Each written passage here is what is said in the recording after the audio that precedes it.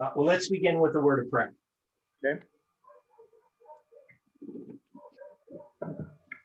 Dear Father in heaven, we are thankful, Lord, for this day, for all your blessings and the way that you work in our lives.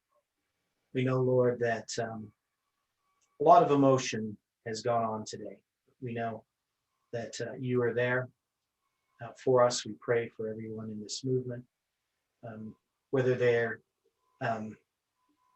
fully understanding everything or not. We know, Lord, that there are those searching for truth, and we ask that your angels can be around them, and that you can speak to them. Be with us in our study here in the book of Esther, and help us as we look at these things and apply them to our lives personally and to the time that we are in. Help us to understand these things, we pray, in Jesus' name.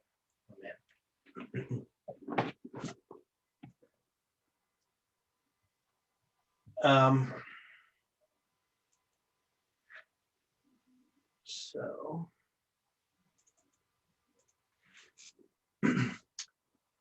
good day, everyone, and good afternoon or good evening, depending where you are.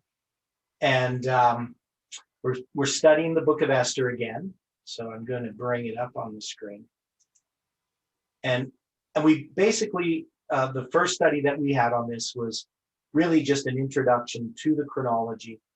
It wasn't, it wasn't a detailed study into everything here. We got through the first few verses, just kind of gave a context of this. And of course, the main context of this that we're struggling with right now is that the story of Esther relates to Xerxes. And Xerxes is a type of Trump based on Daniel chapter 11, the first few verses of the kings of Persia. And so in trying to understand this, we've looked at a lot on the symbols. So last time we looked at the symbols of the numbers, the 187 days. And so we know that that's a symbol of July 18th. We also know that there's the symbol of the 127 provinces. And we also know that there is symbolism in the date of October 22nd. Well, it's not October 20, the 10th day of the 7th month and the first day of the first month in this history. So in trying to place all of these things together around, just put a post up there about papal infallibility, July 18, 1870. So we know we've had this symbolism of 187 of July 18 in Samuel Snow's letters in October 22nd, 1844, the date that the walls of Jerusalem were broken down. So we've had these symbols here, and we know that this relates to our movement. So part of what we talked about, we didn't go into it in detail, but we believe that the story of Esther relates to this movement. And what we have to gather from this is what all these stories are about. And chapter 1 has basically a story relating to Xerxes with this 187. And then we're going to have in the rest of Esther a story relating to Purim, which is a Jewish feast now in commemoration of this. But it's going to be a symbol of the Sunday law. And so these are the things that we have to address when we go through the book of Esther. So we're going to start reading from the beginning again, and then we're going to go a little bit more in detail than what we were last time. Now it came to pass in the days of Ahasuerus, so this is of course Xerxes. This is Ahasuerus, which reigned from India even unto Ethiopia, over 127 provinces. And so when we take this number, 127, we can see it as a symbol of July 21st because of the numbers in it. So Okay, I've So got a that's question. I've yeah, got a question for clarification. okay, You just said that Ahasuerus is Xerxes. right. Okay, but wasn't Xerxes the fourth king and Ahasuerus the sixth king of that line? Okay, so when you go to Daniel chapter 11, let's go there. Daniel chapter 11, and you're dealing with the kings that are being counted here.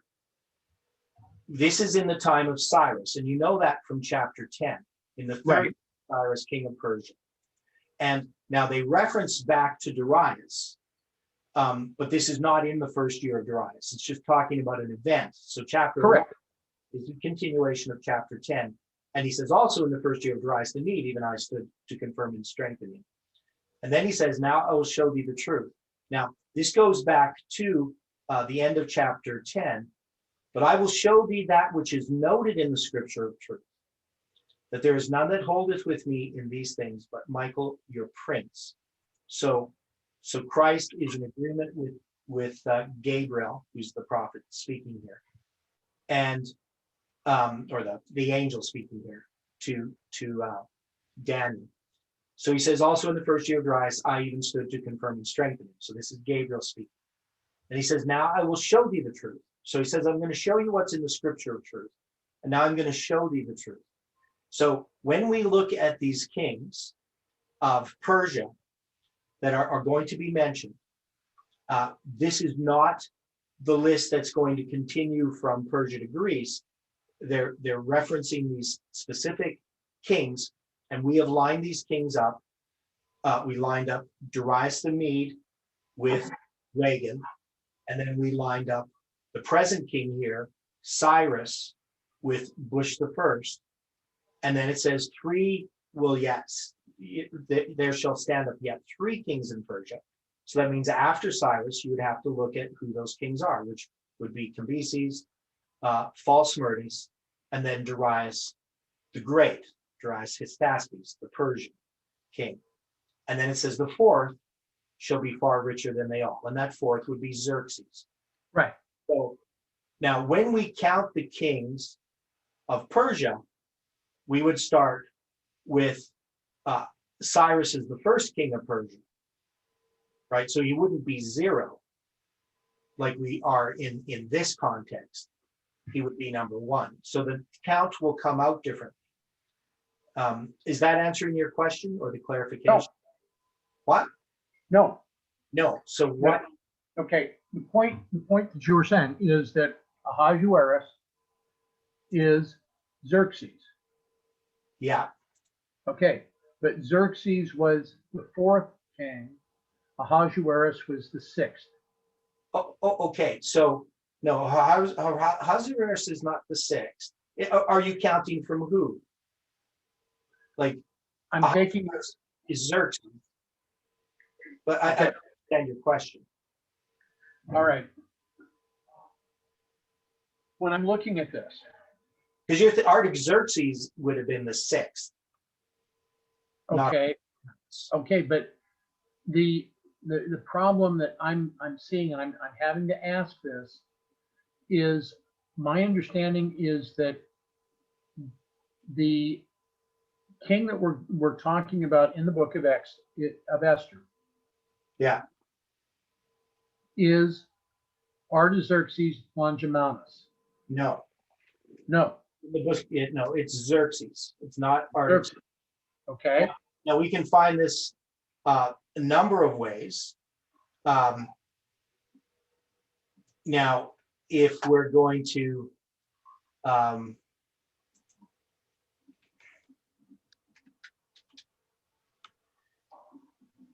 we're just going to look here at some spirit of prophecy statements.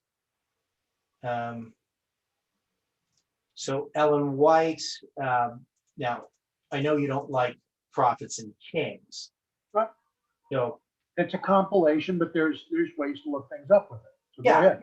Yeah, and Ellen White plainly says that it's Xerxes who is the one at the time of Esther. But I'm just trying to see if I can find it Yes, so here um, she says in Review and Herald, December 26, 1907. Now, many years later, the Lord was preparing the way for these thousands who had lingered to return. A chain of circumstances rapidly leading to the confirmation of the decree of Cyrus and the issuance of a second decree by Darius Hystaspes.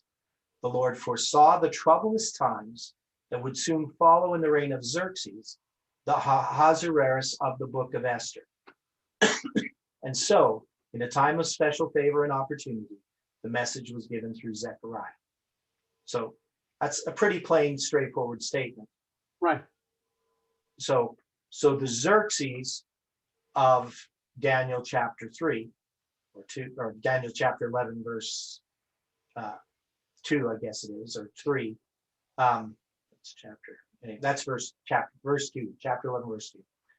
Is the Ahasuerus of the book of Esther. Now, it is true that when you look at, well, I didn't put that up on your screen. Sorry about that. I can put it up on the screen.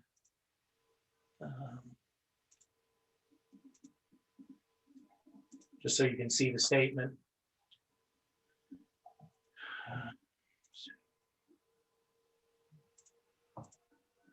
There's the statement right there. When Samuel Snow did his first presentation, his February 16th letter, and he was addressing 457 BC, he actually did place Ahasuerus as Artaxerxes. Now, part of the reason why people do that, if you go to the book of Ezra, chapter 4, and these are the adversaries who oppose the rebuilding of the temple. And they're going to mention these people, the reign of Ahasuerus, in the beginning of his reign, and then in the days of Artaxerxes. Now, I've run into people who have taken these Ezra chapter 4, verse 6 and verse 7, that they will apply these names Ahasuerus, they will apply to Xerxes, and Artaxerxes they'll say is Artaxerxes, but this is actually Cambyses and Falsmyrtus. So you'll see people getting confused. This doesn't, make Ahasuerus Artaxerxes. But people will take these and try to apply this later on. Now, there is a whole school of thought that accepts the chronology of the rabbis, and they remove 163 years from the chronology of the Bible. That is, they put Cyrus really close to Alexander the Great. So there is a lot of confusion regarding these things. It's the names of the Bible are confusing, and the fact that they're different names. Does that answer your question, Dwight? Okay. It begins to, part of the issue that I was faced with, and the reason I was asking you the question in the way that you were forming it. Mm-hmm. I'm looking at a chart that I had downloaded quite a while ago on the kings of Persia. Okay. And on this chart, it's in full agreement that Cyrus was actually the king at the time that Babylon fell. Right. And then the king of Persia for a long time at the time Babylon fell. Right. And this was the Cyrus that's referenced in Isaiah 45, right, in the book of Daniel, and then in Ezra 1-3. Yeah, and the end of Isaiah 44 as well. Okay. Then we have Cambyses, who, according with this chart, ruled from 530 to 521 BC, and is referenced as the Ahasuerus in Ezra 4-6. Right. Correct. Then Okay, and then we have the pseudo-smyrtus, which was referenced again in Ezra 4, verses 7 to 23. Yeah. Then we have Darius the Great, which by the Persian name was Dariush, but they're saying that he ruled from 521 to 486 BC. Yeah, that's correct. And that he And was it depends how you count it, how you count the years, right. counting his regnal year or his accession year. And that's why there's sometimes little discrepancies. Even when people are in agreement about exactly when they reigned, they may write it differently. Okay. So then it was followed by Darius the Great, and he's referenced in Ezra 5 and 6. Now, the Xerxes, as you're pointing out here, would have ruled from about 486 to 465, so about a 21-year span. Yeah. This is the one that we're dealing with from Esther. Right. So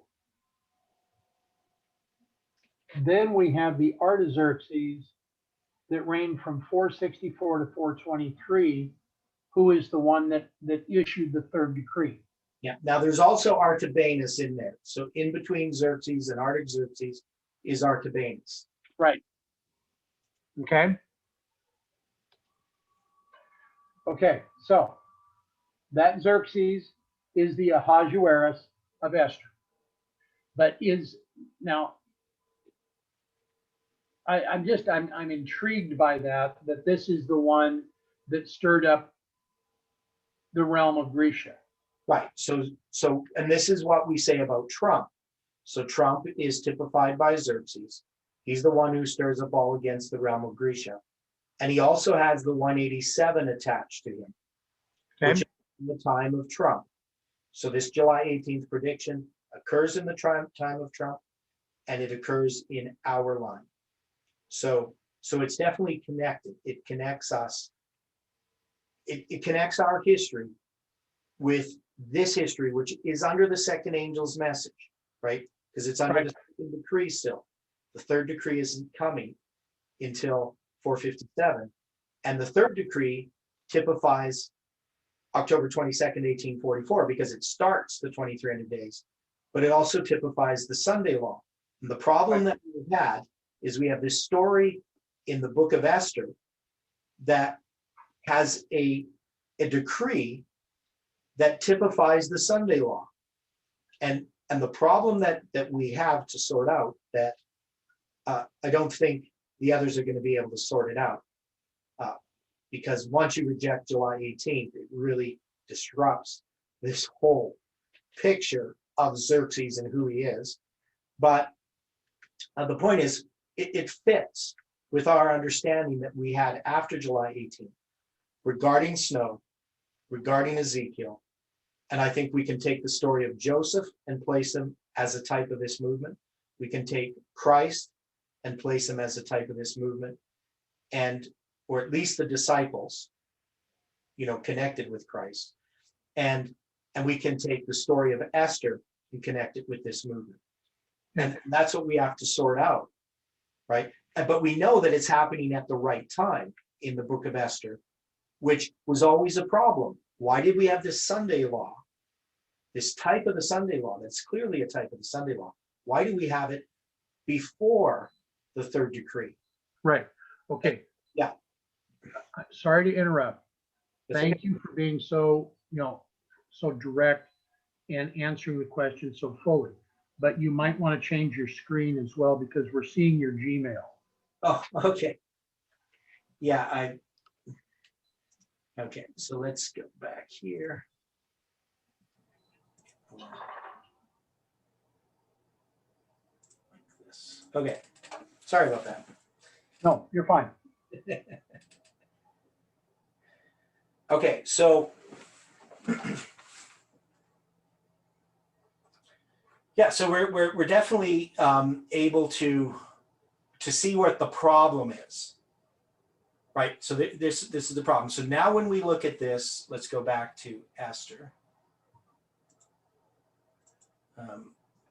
So we when it says it came to pass in the days of Ahasuerus, this is Xerxes. Right. Xerxes, which reigned from India even unto Ethiopia, over 127 provinces. And I take the position that 127 is a mirror of 721, which is July 21st, which is midnight. So it's a symbol that ties us to midnight, part of the second angel's message. So it gives us the right time. It is, we're looking at this as being midnight in the midnight cry. Right. Right, as symbols of it. Okay. And then also it's going to, well, we'll deal with that later because that's another thought.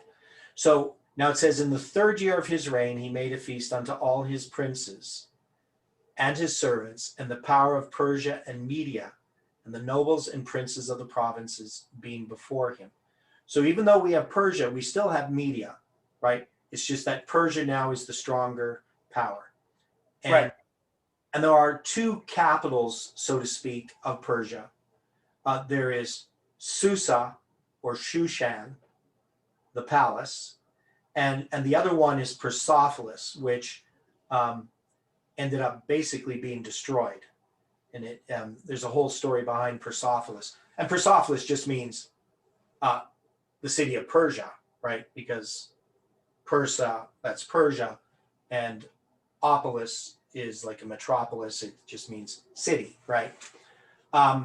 So anyway, there's this whole kingdom of Persia, and it's Media Persia, and they have this huge territory, and we can establish that they actually did have these 127 provinces at this time, and they did also. Now you have connected this to the apocryphal book Esdras. Correct. Well, the translators did. Right, the translators did. So they connect it to that. And I think I have some of that in here. I'm just going to see if I have that in any of these translations. If you have the King James Version 1611. Yeah, which I do. And I also have the bishops. Right. I do have the 1611 King James here, and I have the Bishop's Bible as well. Yeah, so you get 1st and 2nd Esdras. And no, that's the Esther portion that you've got there, but you got Esdras available. Yes. Yeah, this is, yeah.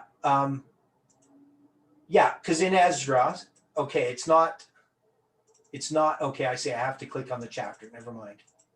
So it says it's not available. So this, it's not giving me the books. Like it gives me the titles, and it shows it would have been there, but it doesn't give me actually any text to look at here. Okay. It just shows that it existed in these translations, but it's not giving it to me. So I guess ESOR doesn't provide the apocryphal books. Okay. One of the things that does get 1st and 2nd Maccabees.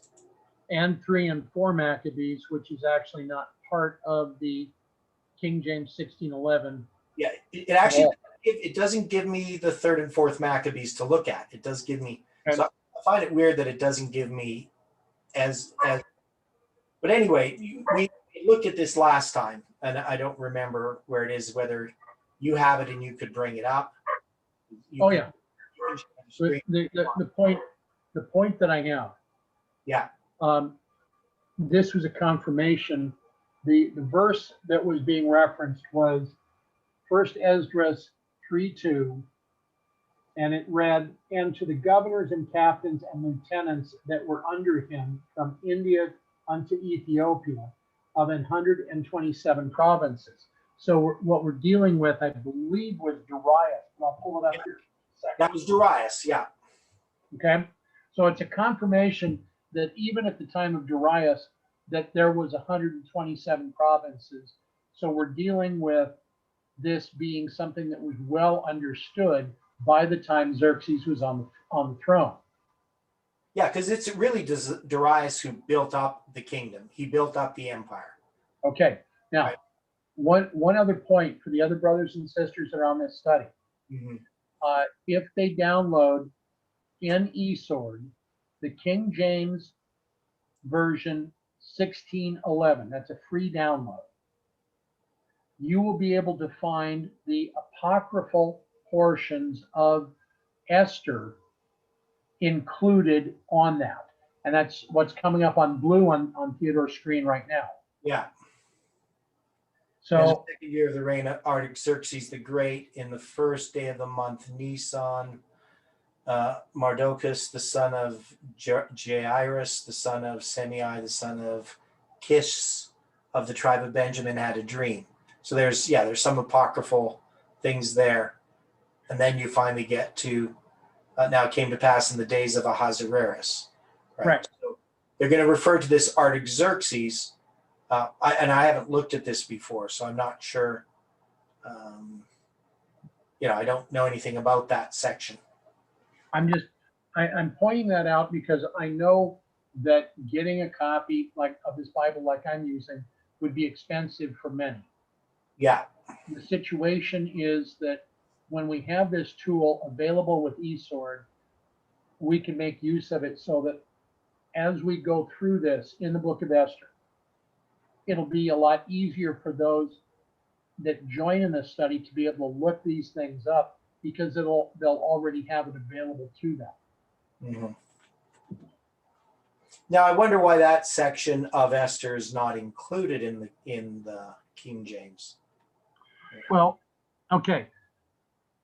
They took it out because in the authorized revised version, the one that I'm using, Yeah. they placed all of the apocryphal portions, separated it into the apocrypha itself, and didn't tell you where, like in the bishop's Bible, that these would have been placed. Okay. Okay. So whatever reason, I'd have to look at that. That part I didn't know. I mean, I knew about first and second Esdras, which does give us some of this background, right? Right. From another perspective. Yeah, so it's pretty interesting, to look at that. But anyway, from this section we still have, of course, this 127 provinces. So 127 backwards is 721, which is the symbol we have for July 21st. And so I don't think that's a mistake or an accident. Now, also in the third year of his reign, we addressed that part of it, and that we had tried to line up how this related to Trump's reign. And could we do that? Could we take the third year of Trump's reign and parallel it here? Now, in the third year of his reign, he made a feast unto all his princes and his servants, the power of Persia and Media, the nobles and princes of the provinces being before him. Now, what he's doing is he's consolidating his power to come against the globalists. And part of the argument that I see here is this appears to be where we are at now. Okay. We see that Trump is doing this. Now, if you listen to the mainstream media, Biden's won the election and Trump is just in some kind of delusional state. But if you look at the alternate media, you can see that Trump, yesterday he had a victory speech, right, in Georgia. So he's so he believes that, they believe that they're going to still remain in power. Trump believes he is. Right. And he's, he's looking to the various Republican governors, to support him. Obviously, there's going to be support from the military. So I think it's very, very likely that Trump will still retain the throne. I'm not saying that 100% I know that, but based on what I see happening, what Trump is doing, that's what he's seeking to do. He's not seeking to concede or to allow Biden to become the president. And it seems like the leftists, or the mainstream media, I guess it would be leftist mainstream media, are basically in denial about it, though they're starting to take notice of what's happening. One is because it sells advertising. When you write about Trump, it doesn't really sell advertising when you write about Biden. So that's always a problem they're going to have if Biden ends up becoming president. They're going to have to try to, I mean, Trump's still going to have to be big news, because how else are you going to sell papers? So, but anyway, we have this third year of his reign. And what he's doing is Xerxes is doing, he's made a feast unto all of his princes and his servants, the power of Media, Persia and Media, the nobles and princes of the provinces being before him. Now, some people think, well, because it's going to say here, when he showed the riches of his glorious kingdom and the honor of his excellent majesty many days, even 180 days. Now, so that's 180 days. And this is not a feast that's going on for 180 days with all of the princes of these provinces. They're actually coming in at different times. So what he's doing is he's meeting with different people, and this period of time, which is the Akitu festival, which it starts on the first day of the first month. Maybe many of them came for the festival. But throughout this 180 days, he's meeting with these people, getting their support for this campaign against Greece that's going to happen in a couple of years. And so this is the planning stage of it. And so they're obviously not all meeting there all at the same time for 180 days, just feasting. That's not really what it's about. But he is feasting the people that come to him on a regular basis.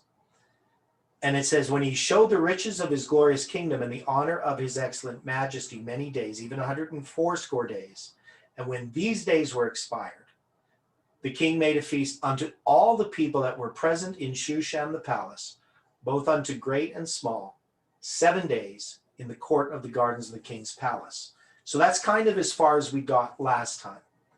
And we know that this 7-day feast, if we start on the first day of the first month with the Akitu festival, and we have 180 days, and then you have these 7 days, that the 7th day of the feast is going to be the 10th day of the 7th month, right? So that was the chronology we dealt with last time. Any comments on this? I know, Dwight, you probably have a bunch of references and things that we could look at. At this point, we've gotten this, I mean, the total that I've got on this, I think is fairly well understood by just about everybody. I mean, the thing that I'm going to be most interested in is putting all of this onto a line the way that we started this last week, so that we can take a look at the other symbols as we continue to develop this study. Yeah, and we'll definitely put this on the line. Now, so let's look at verse 6. Okay. It says, where were white. So this is the court of the garden of the king's palace, where were white, green, blue hangings, fastened with cords of fine linen, and purple, to silver rings and pillars of marble. The beds were of gold and silver, upon a pavement of red, blue, white, and black marble. Now, this is an interesting detail, because is anything in the scriptures just happenstance? No. No. So there's a purpose in this. Now, I don't know if Stephen has a memory of all this or not, whether he studied into this at all. Have you looked at this at all? The tessellations and so forth, Stephen? It's a bit vague on it. I think I remember it being discussed Yeah, okay. a while back, but I can't really, I know it's about, I can't really remember much about it. Right, so it's something that was discussed. Now, does anybody know what a tessellation is? No, It's a pattern which it will fill all the shapes fit in to. There's no gaps in between, all the sort of patterns fit. Right. So you take some geometric shapes and you lay them out in such a way that those geometric shapes will have, they can be just fitted together nicely in a pattern, and that pattern is continuous. So an example of a tessellation, I'm going to have to.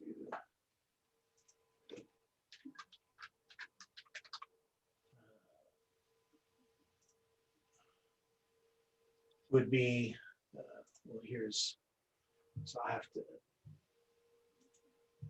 share this screen. Oops. So we have it. Now, this is a type of tessellated pattern. It's not the best one. It's just the first one I found. But you can see some of these geometric shapes and how they all fit in. And some of them are much simpler than this, but that would be an example of a tessellation.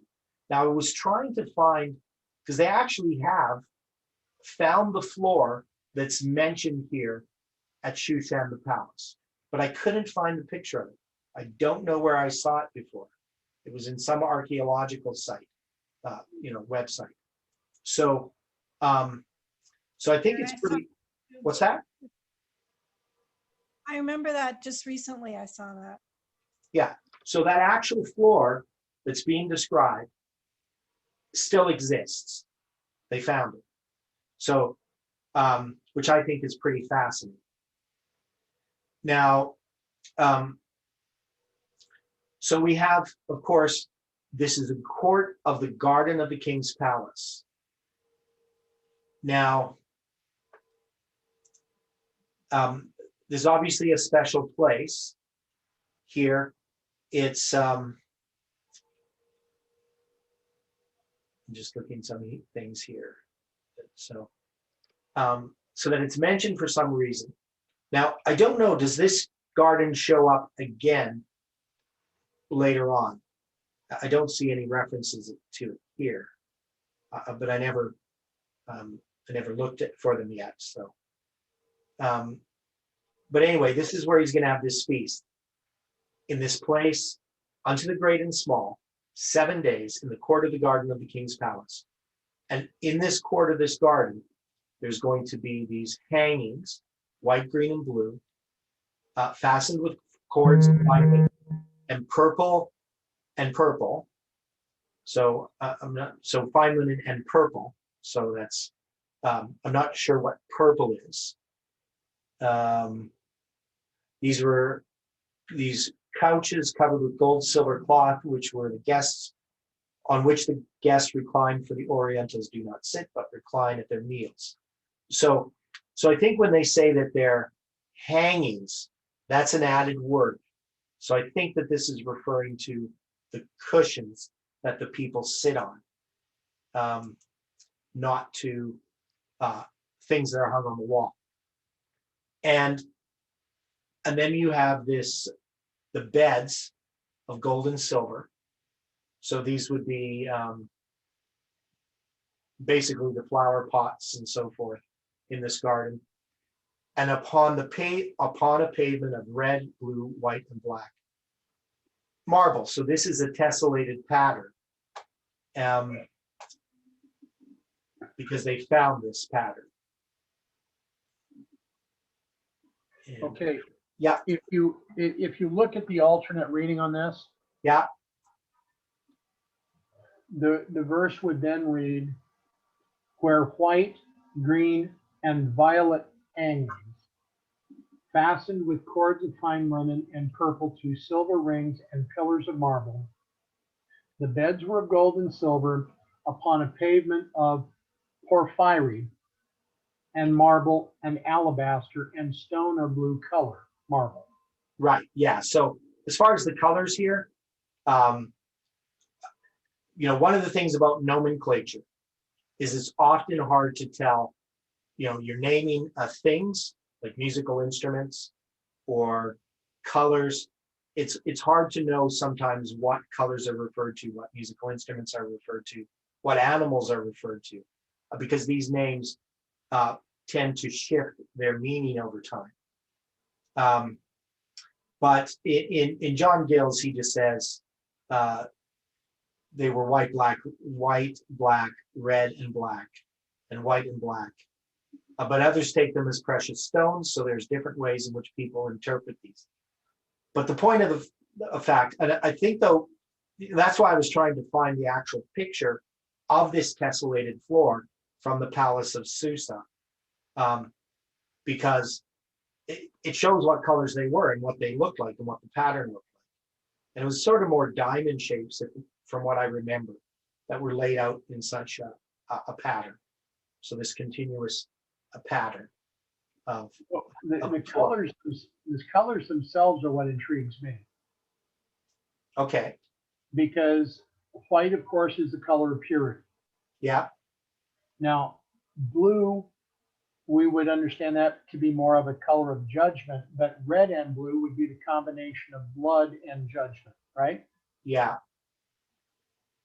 Where do we apply the color green?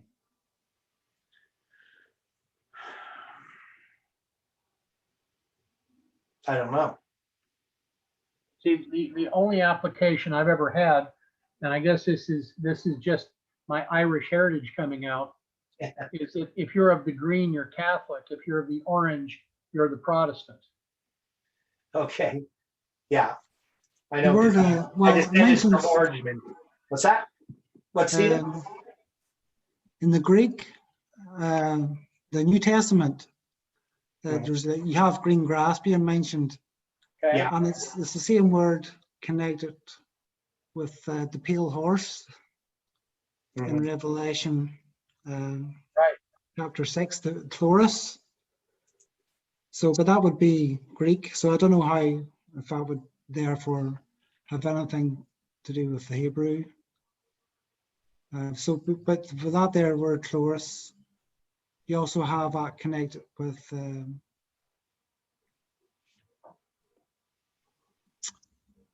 well, maybe not. No, I'm not going to say anything. No, But I don't know. anyway, well, in verse 6 here, when you look at the Hebrew, you got white refers to white linen. Green, fine vegetable wool. So it's some kind of green material that's been woven. Tekeleth,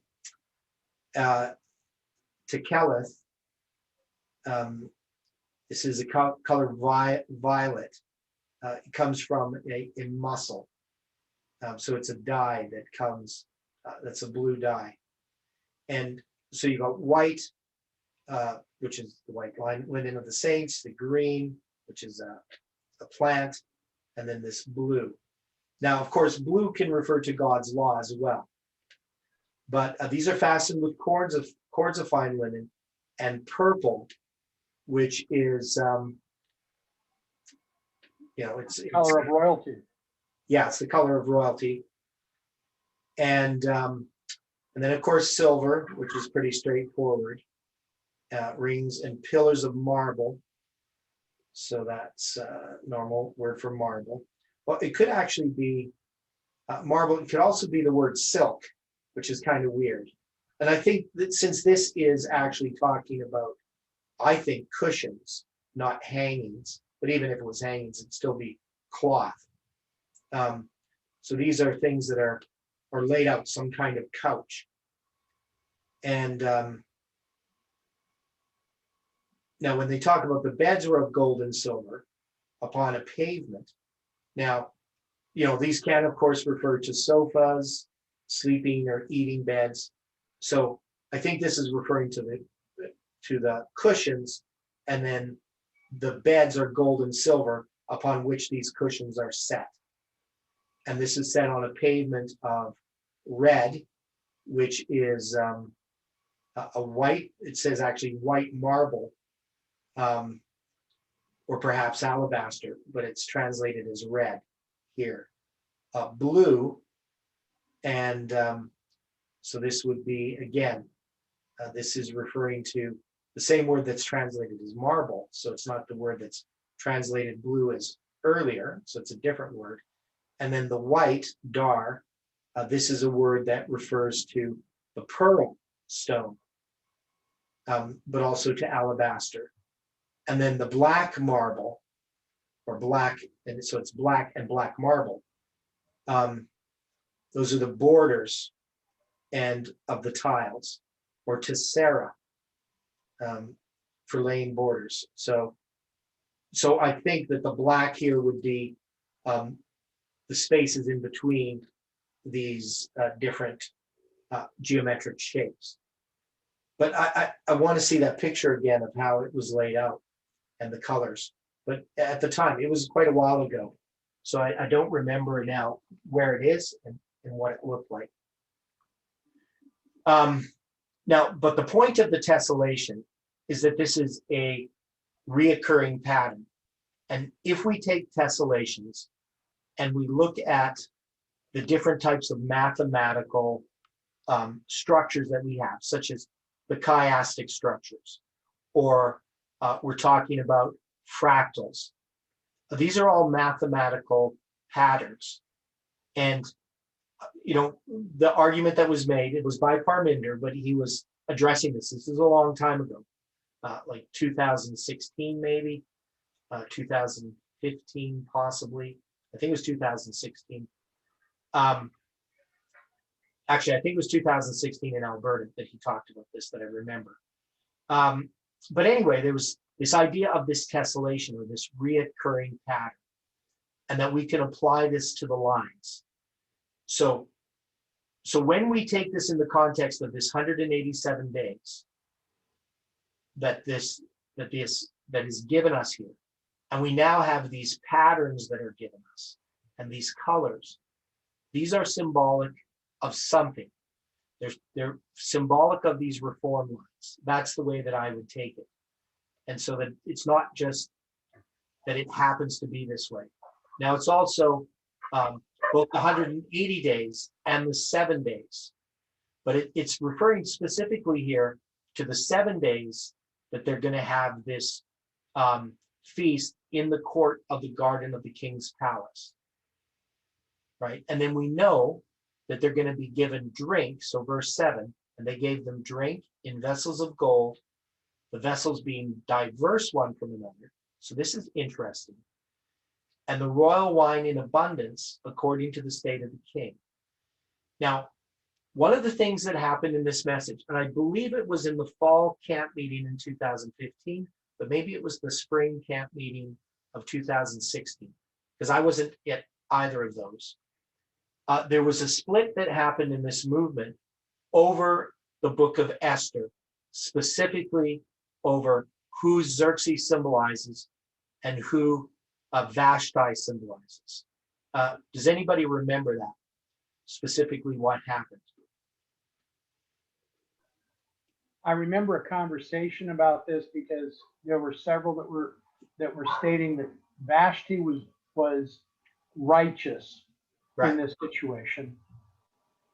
And I don't remember what the rest of the details were. Okay, so from what I recall, and because I wasn't at the camp meeting, I only heard about it later from Jeff, is that the issue that arose was that Xerxes here, in calling Vashti, as we're going to see, calling her into this feast to appear before these drunken men, that she's actually disobedient. And people had a hard time with that because from a moral point of view, what she's doing is right.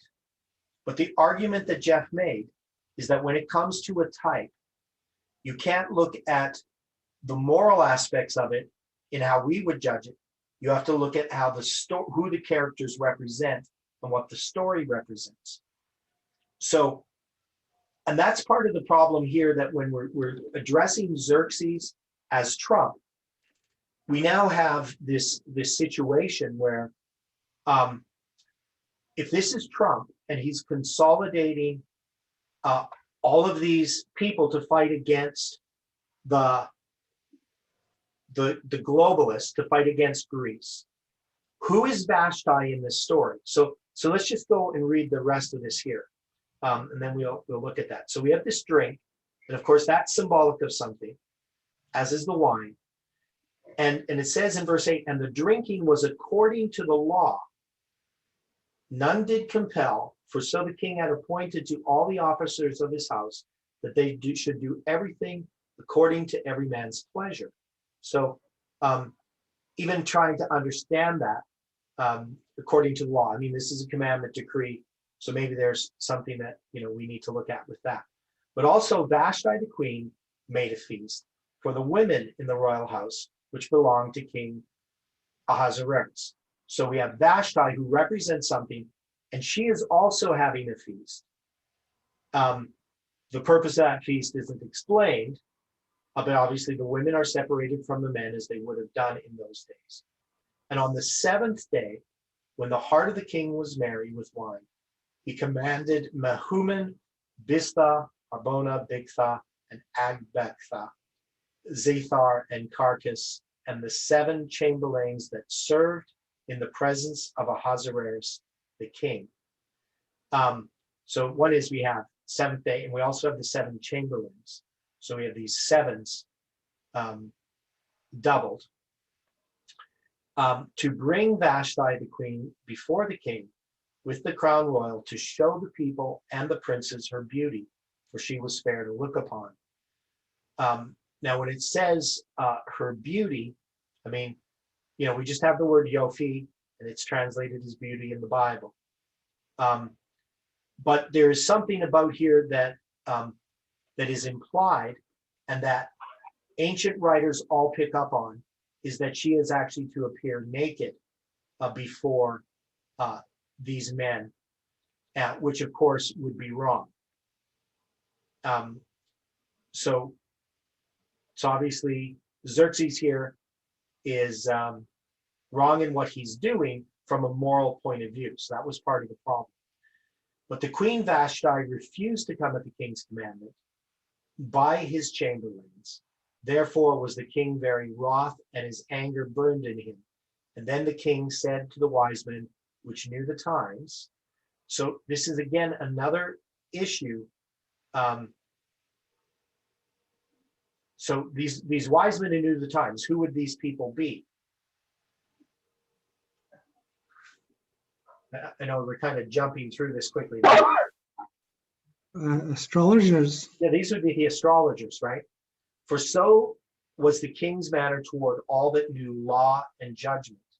And next unto him was Karshina, Shethar, and Admatha, Tarshish, Meres, Marsina, Memucan, and the 7 princes of Persia and Media, which saw the king's face, and which sat first in the kingdom. What shall we do unto the queen Vashti according to law, because she hath not performed the commandment of the king Ahasuerus by his chamberlains? And Memucan answered before the king and the princes, and Vashti and the queen hath not done wrong to the king only. The queen has not done wrong to the king only, but also to all the princes and to all the people that are in the provinces of the king Ahasuerus. For this deed of the queen shall come abroad unto all women, so that they shall despise their husbands in their eyes, when it shall be reported. The king Ahasuerus commanded Vashti the queen to be brought in before him, but she came not. And likewise the ladies of Persia and Media say this day unto all the king's princes which have heard of the deed of the queen, thus shall they arise too much contempt and wrath. There shall arise too much contempt and wrath. And if it please the king, let there go a royal commandment from him, and let it be written among the laws of the Persians and the Medes, that it be not altered, that Vashti come no more before King Ahasuerus, and let the king give her royal estate unto another, that is better than she. And when the king's decree, which he shall make, shall be published throughout all his empire, for it is great, all the wives shall give to their husbands honor, both great and small. So anyway, we're going to go back here. So we can see what ends up happening. They have this feast, and on the 7th day of the feast, they're going to call in Vashti. The king's going to call in Vashti. Now, as I said, what she's doing is morally correct. Can we do what Jeff has done and taken this story and said, well, it doesn't matter what morally correct is, we have to look at what's being described here from the perspective of a type, of a symbol. Now, what authority would we have to take Xerxes and give him a positive image as far as the prophecy is concerned? I mean, he's just a pagan king. So can he be a type of, and what is he a type of? Obviously we know he's the type of Xerxes, but he's a type of what is Xerxes representing here? I guess that's another way to look at it. Because this kind of goes against Jeff's argument that Xerxes was going to be Alexander. I don't know if you're following what I'm saying. Any thoughts on what I'm Sorry, I followed that part a long time ago because I couldn't see Xerxes as being Alexander. Right. That was this has been my heartache with this portion for quite a while. Yeah. So when we look at Xerxes here and we say that he represents something good, what is Xerxes representing? That's good. What he's representing is a civil power, and I don't see that is a good, or in all cases a bad thing. Okay. So we know that Persia is representing, Medo-Persia represents the US. Correct. Okay. And we know that we've had these kings that have come along, Cyrus, Cambyses, Paul Smyrtus, and so forth, right? And Correct. Darius. And now we have Xerxes. And Xerxes, what is the symbol of the Medes and Persians? What is the representation of them? What is the basic principle behind the Medes and the Persians? They are a two-horned power, just like the United States is a two-horned power. Right. So they're two-horned power. And what else do they have? It can't be altered. What is it? The law. The law, right? So what is the law? It's the Constitution. Right. Right? So we can see a representation of the Constitution. Now, and I don't think that's a stretch at all. No, it's not. Yeah. So this is something we can see that Xerxes is representing a king of the United States who is following the Constitution. Now, what does Vashti represent? Church, faith. Right. So she represents a church. Now, in trying to understand this, again, we could have some problems. So we have this drinking. So we would look at drinking, that's a bad thing, right? And then based upon this, a law is now enacted, right? That is, a command is made to Vashti, to the church, to come before the king. Now, what could this possibly be representing? Well, okay, if when I was reading this earlier, Okay. and applying the alternate passages to verse 7.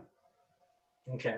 And they gave them drink in vessels of gold, the vessels being diverse from one another, and the wine of the kingdom according to the hand of the king. Okay. So if this is the wine of the kingdom, this is the doctrine of the land. Right.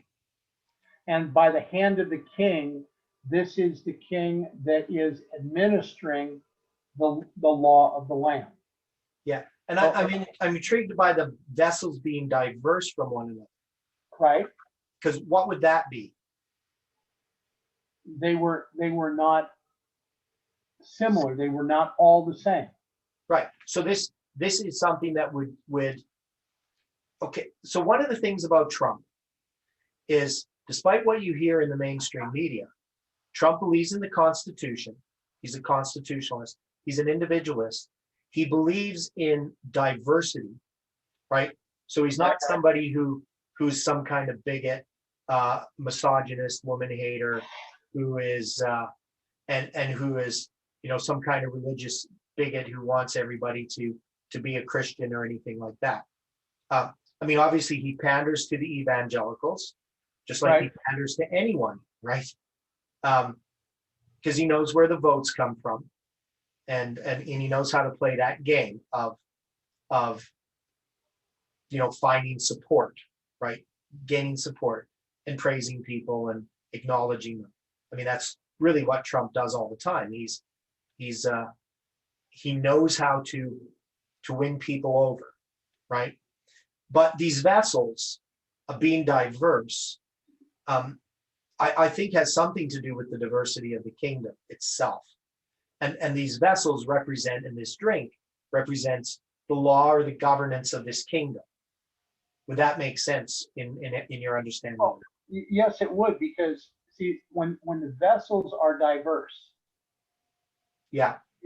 to me, it's like saying that there are different laws according to different states.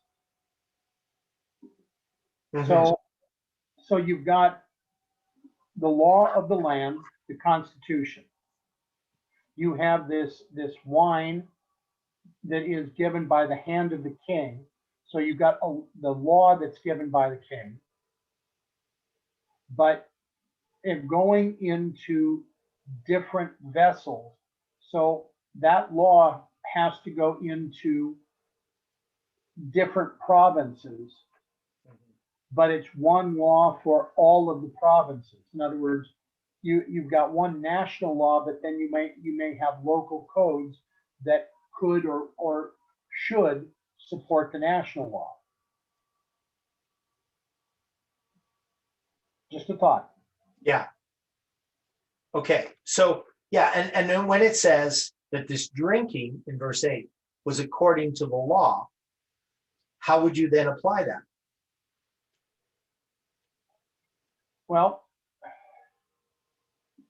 if we're going to be accepting doctrine, Mhm. we have to make sure that our doctrines are in accordance in our world with what's already in scripture, right? Right. Yeah. So here, this wine, this doctrine has to be according to God's law. Otherwise, it is not according to the law. Yeah. And we would say that this is the Constitution again, right? So the Constitution that was given the United States is Right. according to God's law. And this drinking, or this diversity of vessels in which this drinking occurs, I would think would refer to the Constitution's principles that relate to the individual, the rights of the individual, and religious freedom as well. Right. So all these different individual rights that allow this diversity to occur within the United States. Well, see, That's how I would interpret this. okay, if I use strictly a political standpoint, one of the big problems that came up under the presidency of Barack Hussein Obama Mhm. was what was called Obamacare, Right. where what they are saying to people is, we are going to require you to purchase this health care, this insurance, Mhm. because A, you need to have it, B, you have to be protected, C, the state doesn't really want to be responsible, but yet it's the state that's setting this situation up. Now, when I acquire a driver's license, my license is issued by the state in which I reside. Yeah. But the situation and the problem with Obamacare is that the product is administered through different state agencies. And so they're making a decision as to what that insurance, that fee is going to be. If I live 40 miles due east of where I live right now, it's less expensive to obtain that same supposed insurance Mhm. in that state. It's cheaper by a good bit than what it is to obtain it in Washington. Oh, yeah. But the other problem is no matter where you go, for me, at my age as a male, I am required under Obamacare that I am to pay for prescription coverage for somebody else to be able to obtain the pill. And I am to be charged under Obamacare to help provide abortions. Mhm. And the whole point of it is, well, you just have to provide this on the abortions because you never know when you might be the one that's caused the reason for the abortion. Mhm. Well, I'm sorry, I have a hard time with that. Yeah. So now we know Obama lines up with Darius the Great. So the one that precedes Xerxes. Yeah, I really, I have to smile on that one sarcastically because for me, he would be so much better as false Smyrtus. Yeah, I know what you're saying. But false Smyrtus, of course, lines up, which was the second. So I'm not sure how that works out either. But anyway, the point is that this is according to the law. And I take the law there is the law of the Medes and the Persians, which can't be altered. And so there is some kind of symbolically represented here, this drinking of this feast. It's something that is directed by law. And we also know later on that, the ones responsible for the time are involved.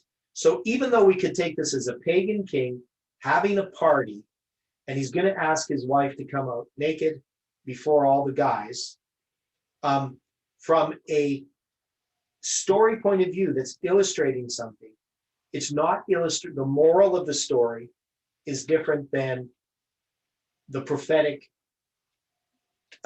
aspects of the story. So from a prophetic point of view, the moral view doesn't have to line up with the prophetic view.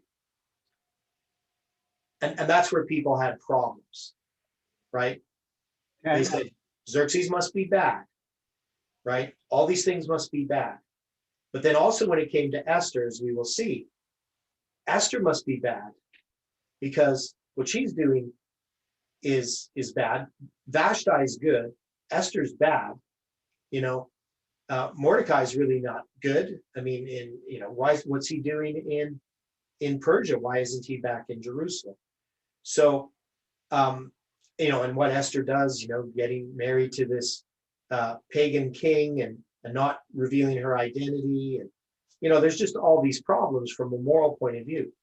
But we're not taking the story prophetically from its moral aspects. We're taking it from its symbolic aspects.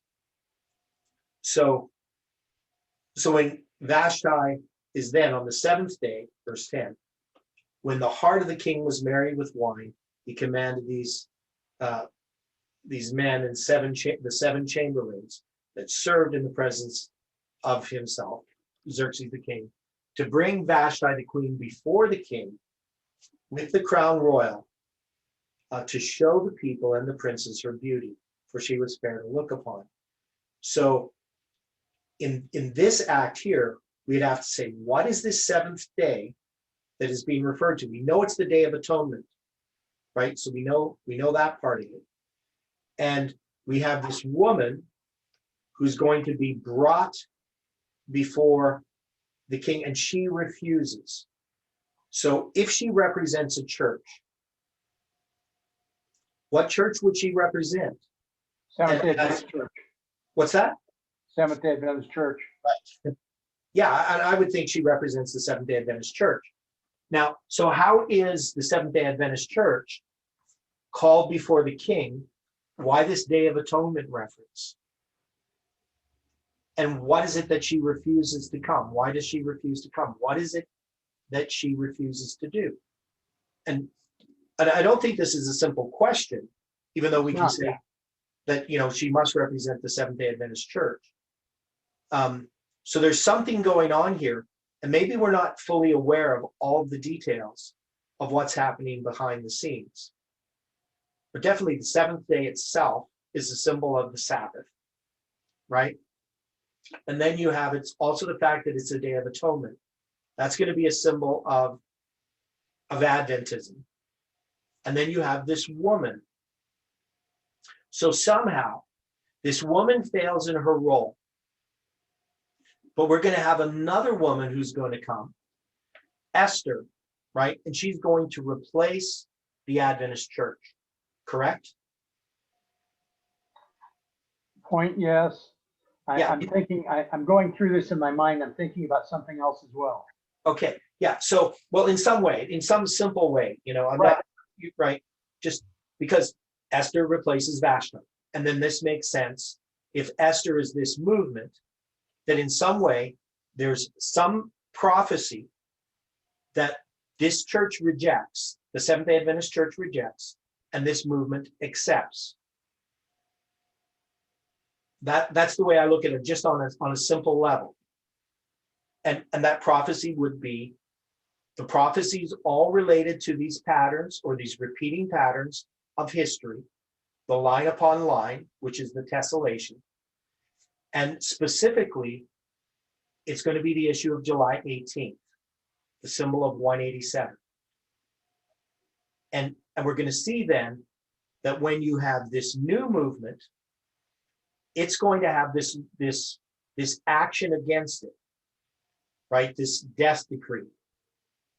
And so we're going to have to try to fit that in, try to figure out where that fits. Why is it here in this place?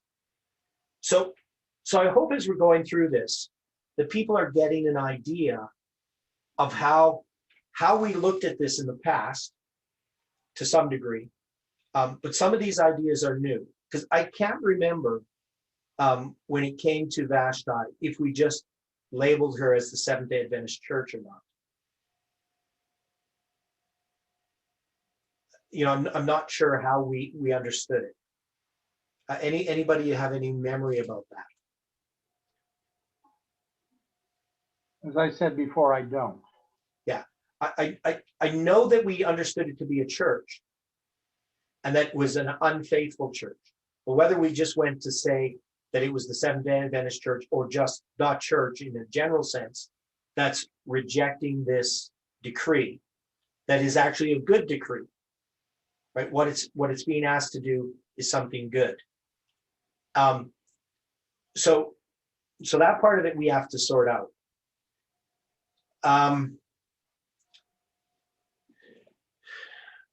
So I know we're not going through this in as much detail as we normally do, verse by verse, as we were with Ezekiel, but there are some differences. In Ezekiel, everything has lots of different references. Here, when you look at a lot of the references, because I was going through looking at the references here, and they don't really give us a lot of information. That is, Esther isn't a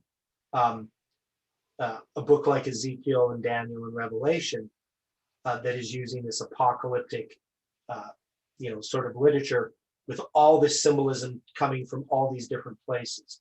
There is symbolism here, but it's much more simple in that sense. Now, I was going to look back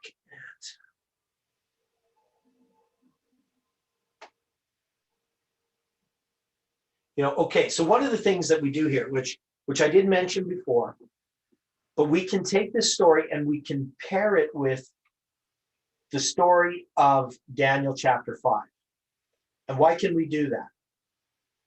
What is the story of Daniel chapter 5? Do you remember from last week what it was about? It's the drinking from the vessels from the sanctuary. Yeah. So from And they're drinking, so they're drinking wine. They're drunken in the same way as that Xerxes is drunk in this here phase. Yeah, though here it's not presented in a negative sense like it was in Daniel chapter 5.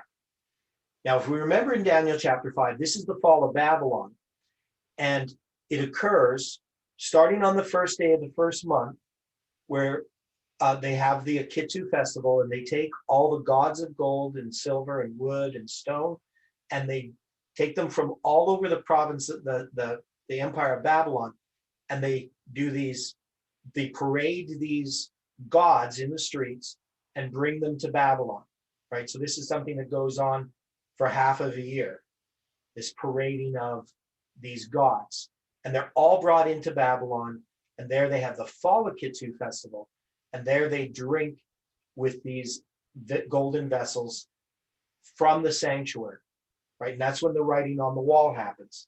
And so one of the things we can do with that story is we can, or the question is, can we place a time prophecy with Daniel chapter 5?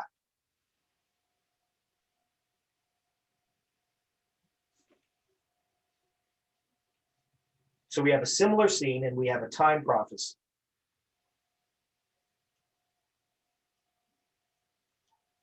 So how do we do that? Well, there's the 126. Okay, there's a 126. So we connected that to the 2520 for northern Israel. Right. So that means we're also connecting it to, we have the 2520 itself being represented. And then the 126 being appended to the 2520. Yes, it's 2520 giras. Yeah. But yeah. So it's 2520 giras, but then 126 shekels. And those 126 shekels, we added on to the end of the prophetic mirror from 1863 to 1989, right? So one of the things that we can do here is we can take this story in Esther, and we can see it has a sister story in Daniel chapter 5. And in Daniel chapter 5, it has a time prophecy attached to it. And that time prophecy is going to bring us to 1989. And 1989 is going to bring us to the beginning of the kingdom of Persia. And it's going to tie in with these kings here as well. So we can see that Daniel chapter 5, being tied in this symbolism with the story of Esther, is giving more support for the idea that this story of Esther is a prophetic story that relates to a time prophecy. Does that make sense? Any comments on that?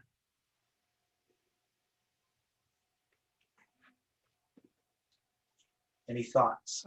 I see more relevance to 1798 being typified by Belshazzar's feast, but 1989.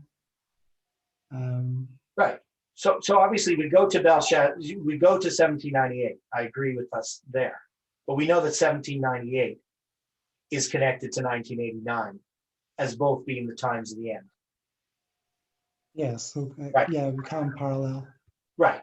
So yes. And that's the way that we did it, is we took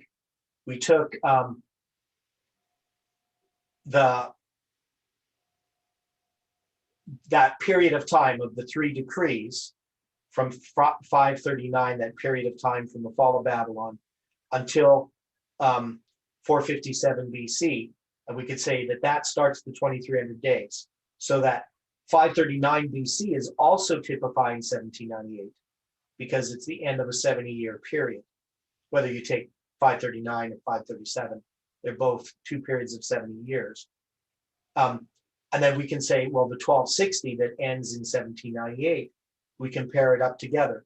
But we can also say that both of those typify 1989, right? So what's happening in the story of these decrees are all connecting us to 1989, But this now, the story of Esther, is after Darius's decree, after the second angel's message has arrived, and it's now a story within that second decree that is typifying Samuel Snow's letters.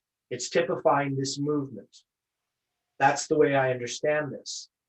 And that that when we look at this, at what's happening, we can see that this movement is typified. If you go to Samuel Snow's letters, we had this discussion right at the beginning.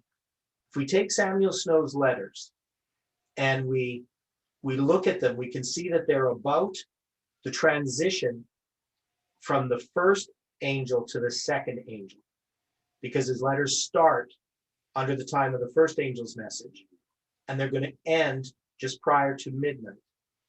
And it's going to have the symbols of the Passover, both the true and the false Passover. It's going to have the symbol of the dedication of the temple. And then his third letter, of course, is going to be Pentecost. And then the fourth letter, the confirming the covenant. And all this structure of this letters represents this movement up to July 18th, 2020. And so then if we look at the story of Esther, we can place it there. Now I'm gonna draw this because we just got a bit of time and not much time at all. So stop sharing and switch the cameras. Okay. I got a bit of sun shining on this.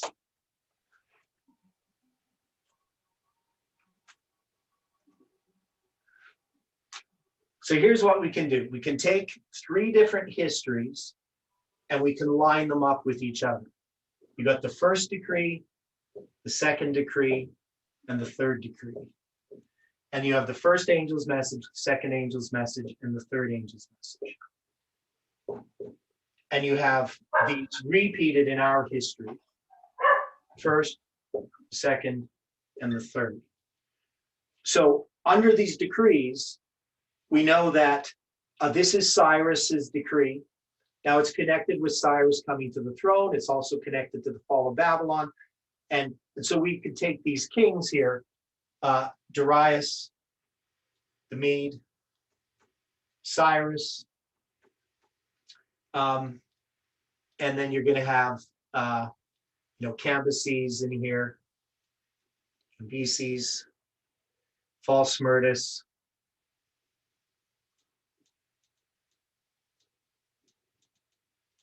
and then you're going to have Darius the Great, so the Persian. And then you're going to have Xerxes in here. Then you're going to have Artabanus. And then you're going to have Artaxerxes. Right? So you're going to have these kings. Now, this 1, 2, 3, 4, 5, 6. 1, 2, 3, 4, 5, 6, 7. That is, Darius doesn't count as a Persian king, but he does come into play in Daniel chapter 11. But in Daniel chapter 11, you're still going to have Cyrus as 0, Cambyses as 1, false Smyrtus as 2, Darius as the 3 that rise up, and Xerxes being the 4th. Now, in Millerite history, what do we line up with these kings? How do we relate to in Millerite history? So this is the decrees. This is the Millerites.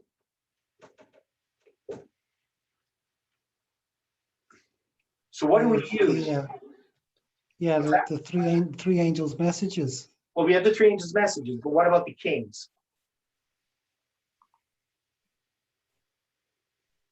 You have the 7 thunders. Right. So in this history, we have a thing we call the 7 thunders. Now, I've written a paper on the 7 thunders, and my view differs somewhat from how we have understood it. That is, I take the 7 thunders as the sealing up of Millerite history, and it's the unsealing of the 7 thunders in our history that ends up revealing the significance of the waymarks in Millerite history. That is, I don't take the waymarks themselves as the seven thunders, but the seven thunders are the explanation of Millerite history that has been sealed up, and in our line is unsealed. So in our line, the seven thunders are unsealed, and it's as thunders that they're unsealed. That is, I'd have to go through the whole study and sort of explain it, but the point is, when we come through a waymark in our time, God is, through a thunder, unsealing one of those thunders. And once he unseals one of those thunders, we understand a waymark in Millerite history. But we understand it because we're passing through and repeating Millerite history. And that's why we can unseal Millerite history. The people who were in Millerite history who passed through that disappointment, they had some understanding of Millerite history. They understood the waymarks, but not the full significance of them. So as the first and second angels' messages are repeated in our history, that's the unsealing of the seven thunders. Now, so anyway, we have these seven thunders, and I'm not going to write them down. We've changed them all the time of what we think they are. But they would be actually events, unsealings would occur in our history of where we understand waymarks in Millerite history. Now, so when we go into our line, we have lined, we don't have kings here that we've lined up. We've had thunders that we've lined up, and I'm not going to go through them. But in our history, of course, we took the kings, right? So you got Reagan, you have Bush the first, and then you're going to have Clinton, and then you're going to have Bush the second, and of course he's the king at the time of 9/11, right? And then you're going to have Obama and Bush, Clinton. So I'm forgetting some. What am I forgetting? What am I doing wrong? Well, we'd some we would include Reagan. What's that? Darius. Yeah, this You is have- Darius, this is Cyrus. So Clinton, Bush parallels false Smyrtus, Obama parallels Darius, Xerxes is Trump. Okay, so I did this right. Okay, so we got Trump. Now, in this, we don't have anybody paralleling Artabanus or Artaxerxes, right? Because this is Daniel 11, verses 1 to 2, right? And then Alexander the Great is going to come up, that's after. Now, so in trying to understand, how we're looking at this, the point is that it's in this history near the end that you're going to have Xerxes. So this is going to be this Sunday law, as we're calling it, a Xerxes Sunday law. Now the question is, in Trump's history, do we have a Sunday law? Have we seen a Sunday law in Trump's history? Well, we've suggested the pandemic typifies the Sunday law. Right. So we're saying we do have a Sunday law, but this we would call the pandemic. Here, this is Purim. Right. So that's that, the tossing of the dice there. So we have a pandemic in our history. In this history, they have Purim. Now, is Xerxes deceived? Obviously, we haven't studied all this yet, but is Xerxes deceived in regard to the Sunday law?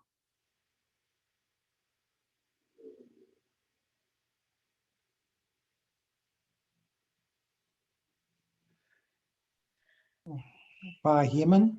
Yeah, by Haman. And Haman is a symbol of what? Well, he has 10 sons, so we connected him with the 10 kings. Right. So he's a symbol of the globalists, right? And also you're going to see here,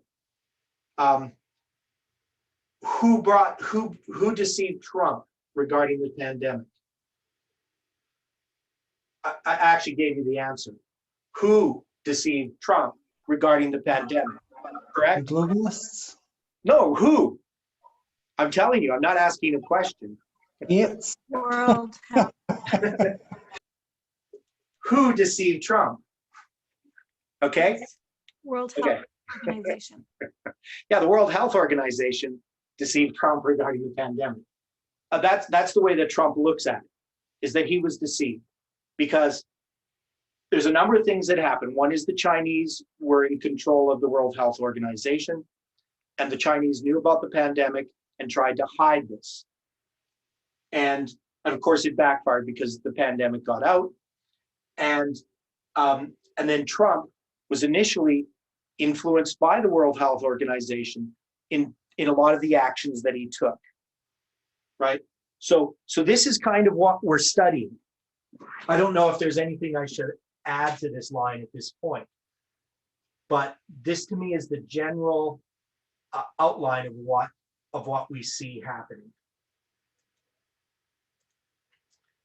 in our line. So I think that we can line this up with in that way that we can see that what's happening in the story of Esther is something that parallels what happens in the time of Trump. But then we have to look at Artaxerxes and his decree, which is typified in the Sunday law. And then we would have to, and I sort of put it in the wrong place there, but I know you can't see this right now. I put it in the wrong line here. It should be up here. Purim and Sunday law. So now, so the question here in Millerite history, I guess, would be something to do with snow. So I'll just quickly switch back the cameras just so you can see the correction I made there. And right, so the correction I made is I'd put Purim down in the line of the Millerites, but it goes up in the line of Xerxes. I was just looking below Xerxes instead of above. But I would say that there is a type of the Sunday law in Millerite history, and that this occurs under the second angel's message. And that's what we need to partly understand as well. Now, one thing about this, of course, if this is a triple application of prophecy, you don't always need all of the details in each of the lines to line up. You can take two of the lines and put them together to get the third, correct?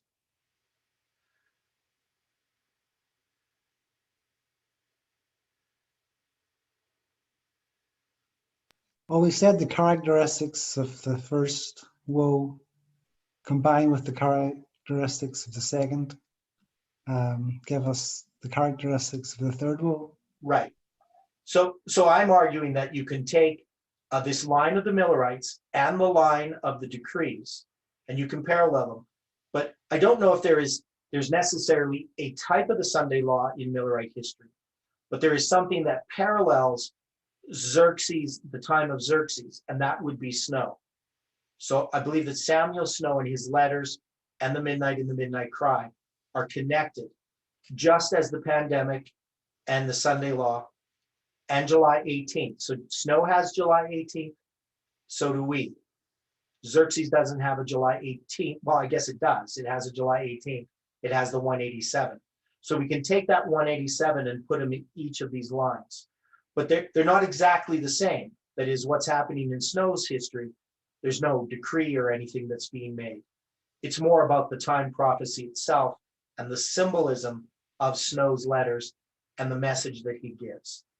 So to me, this is the solution that's been unfolding as we've been studying through after July 18th. And that's why we're studying the book of Esther. So I hope that helps people understand things better. So somebody mentions about the fourth beast was diverse from the others. So this reminds the diverse vessels, reminds me of the iron and clay that don't mix. The purifying of the Levites and priests, the silver and gold, Luke 23:31 and Malachi 3:3, the gold and silver being refined.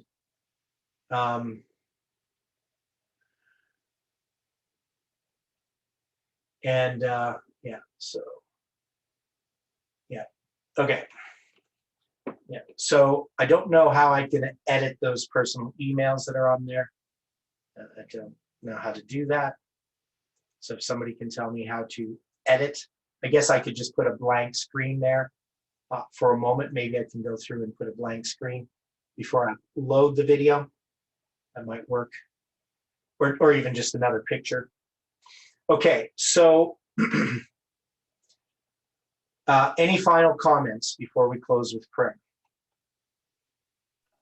Yes, I'm really confused about this Vashti thing, because if she's representing the mainstream SDA, who will compromise, as we've been saying with Trump, and to go along with the Sunday law, in fact, probably encourage him to pass the Sunday law, Yeah, see, I don't take the position that be in Trump, rebellion. Pardon me? I don't take the position that Trump brings the Sunday law. The Sunday law comes from Okay. globalists, right? So But he'll go along and sign it, right? I don't think Trump's going to be king when the Sunday law comes in. That's my point. Okay, I've been kind of thinking sort of that way too, but then I thought, well, we've always taught this. And then as I was saying to Colin, what if Trump loses the presidency when the US is subsumed into the UN, and the US is no longer as we regard the US, it's lost its sovereignty. So anyway, yeah, in that case, I would see that he would not be bringing in Sunday law. Right. And that's sort of my point, is that we took the position that Trump was going to bring in the Sunday law. To a large degree, it was because of our understanding of the book of Esther. Right? So there was, at the same time that we were studying Esther, we were studying about the last president of the United States, whoever that was going to be. And we came to the conclusion it was going to be Trump, and it was Trump. And so the view that we had is that it has to be a Republican government that brings in the Sunday law. But actually, going back and reading Ellen White's statements, that's not what she says. She says that every Republican principle has to be repudiated in order for that to happen. And it doesn't appear like Trump would repudiate the Republican principles, right? He's a constitutionalist. And as much as we, don't like Trump for a lot of reasons, because he's kind of a vile person, the point is he's still not a globalist. And he likes freedom of religion. He likes equity. He likes diversity. He's really more a classical liberal than a conservative. Oh, Even though the left paints him as a conservative. Yeah, Dwight. okay. Consider this, that the principles of the republic would be abandoned. Right. Okay, too many would look at this and think, okay, Republican, and then apply it to a party, but it's the principles of the republic. And quite honestly, what's been occurring since the 1930s is, by and large, those that have been of the Democrat Party have been abandoning the principles of the republic because they have been looking more to become members of one world community. Right. Yeah, the Democrats are not Republicans. No, they're not. They're not even really Democrats, but No, so they're So- libertarians. What's Okay, that? but Luciferian, yes, okay, I get what you're saying, sister. But here's With a the few other- exceptions, like RFK Jr. right, I would agree with you on that one. Well, Robert Kennedy himself was actually, a fairly decent person. But what I'm going to say here, this goes back into the history of that party. The first of their presidents, Andrew Jackson, was a bigot who was also a pretty fair slaveholder. Yeah. And those of that party were the ones that were supportive of continuing to allow other states to hold and maintain slaves. And most of them are Catholic, if not all. That as well. Agreed. And I think with Trump, Trump is, I don't think he's really aware of a lot of things. He knows how to negotiate. He's a negotiator. He knows how to get what he wants. But he still is a constitutionalist. He's not somebody who would bring in the Sunday law. He just wouldn't do it, in my view. Well, But he is the last Republican president, and I believe that he's the last president of the United States. In that, from a biblical perspective, the biblical perspective of, as we see that Xerxes is the last, and the next is the globalist. That's Alexander the Great. So the Bible, when it gives this prophecy, doesn't care about what happens, after Trump as far as the United States is concerned, because Trump is defeated by the globalists, just as Xerxes was. right. Now, and I still think Trump is going to hold on to the presidency for a while, but I can't see it for more than 2 years. That I would think that when they have the election in 2 years, what we would call what do they call that when they have the election 2 years later? Well, midterm election. Yeah, the midterm elections, that he would actually lose control of the Senate, which would allow them to remove him. So they would impeach him again, and this time successfully. But that's my view. I could be wrong about it, but I do believe that Trump's going to hold on to the presidency for a while.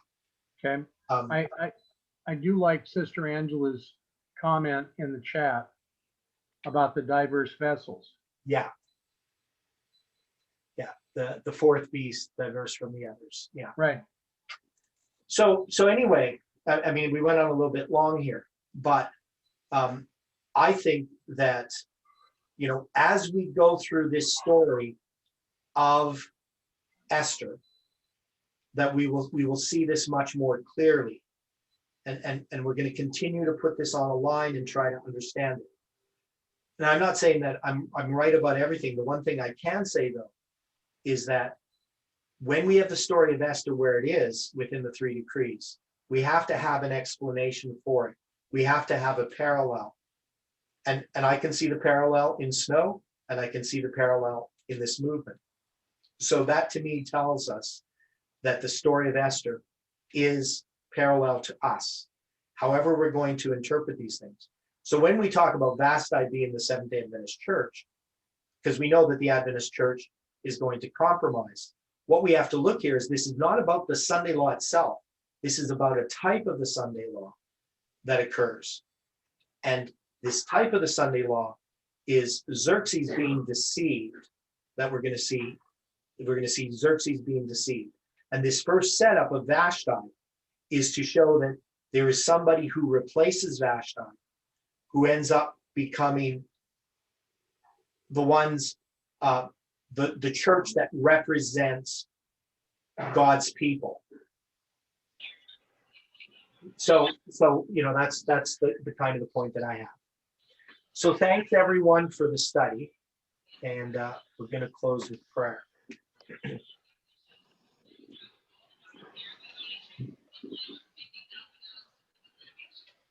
Dear Father in heaven, we are thankful for the time that we had here today to study your word. We know that our understanding is incomplete, but we are thankful for your Holy Spirit that teaches us. And help us as we continue to go through the book of Esther and also the book of Ezekiel in the mornings, that you can guide and direct us and bring all these truths together. We pray for this movement, for each person in it. And we just ask for your Spirit to be poured out upon your people. Thank you for hearing our prayer. In Jesus' name we pray. Amen.